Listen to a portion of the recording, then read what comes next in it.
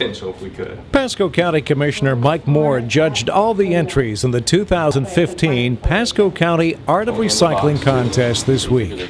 For nearly 2 decades, the Art of Recycling Contest has been taking place. The artwork will be on display at the Pasco County Government Center in Newport Richey until the end of February. The art is judged on many different themes, like the best use of aluminum, best use of plastic, most innovative, and best environmental concept. There's even a Commissioner's Award.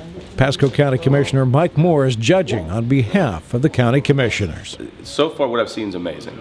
They're very creative. I'm very impressed with what they've done. And I'll tell you what, it's going to be very difficult to judge this contest. You know, I'm already torn between probably 30 or 40 pieces. Pasco County government teamed up with Pasco County public and private high schools who submitted the best creations from each school. The students are competing for cash prizes ranging from $100 to a $1,000 art scholarship. The awards will be handed out in the second week of February. There's a $1,000 scholarship. There's a $500 cash prize and quite a few $100 prizes too.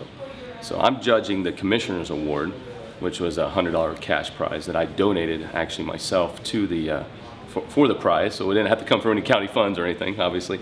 But yeah, it's a difficult decision. I mean, these kids are creative, and I'm very impressed. We've got things made out of tin cans that are just gorgeous. We have birds made out of tin cans. We have beaches made out of pieces of metal. We have an entire musical instrument over there.